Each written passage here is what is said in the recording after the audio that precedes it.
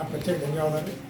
ప్రధానంగా ఈరోజు ఆంధ్రప్రదేశ్ పరిస్థితులు, భవిష్యత్తు పరిస్థితులు, భావితరాల భవిష్యత్తు ఇవన్నీ ఆలోచించుకుంటే ఆందోళన కలుగుతుంది.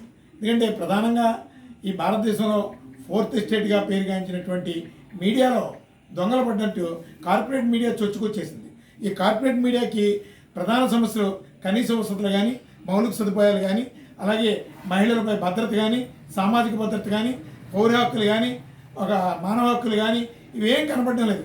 కేవలం ఎన్టీ రామారావు చరిత్ర, లేదు అంటే వైఎస్ఆర్ చరిత్ర, లేదు అంటే నారావారి కుటుంబం చరిత్ర, ఈ ఆంధ్రప్రదేశ్ చరిత్ర అంతా కూడా ఆ 3 కుటుంబాల చుట్టే తిరుగుతుంది.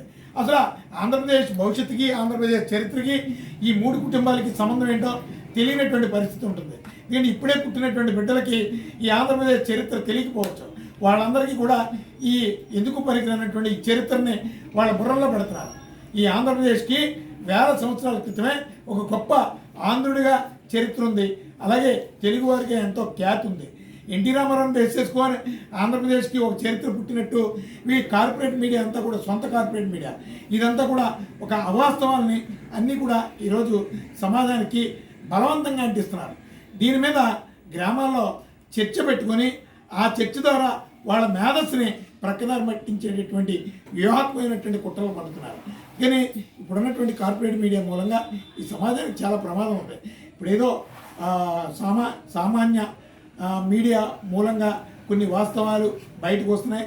సమాజానికి ఎంతో కొంత న్యాయం జరుగుతుందంటే సామాజిక మీడియా అంటే సోషల్ మీడియా కావచ్చు, చిన్న చిన్న పత్రికలు కావచ్చు, ఈ మీడియా మూలంగా వాస్తవాలు బయటకు వస్తున్నాయి.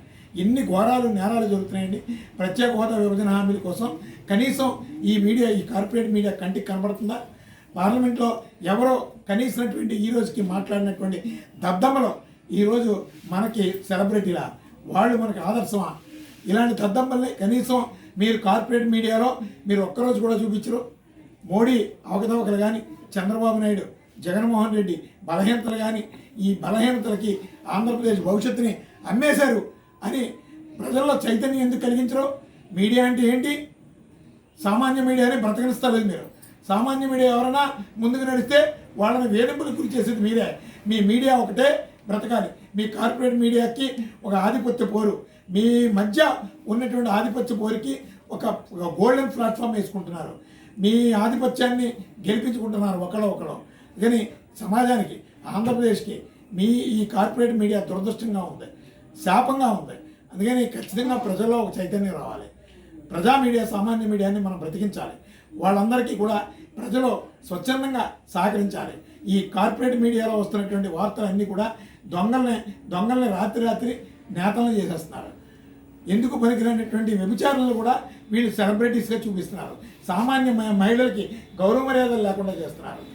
వాళ్ళ ప్రాముఖ్యతని, అసలు ఒక కుటుంబాన్ని ఎంతో బాధ్యతగా పెంచుతున్నటువంటి తల్లి విలువ తెలియదు, స్త్రీ విలువ తెలవదు, వాళ్ళని కనీసం పట్టించుకోరు.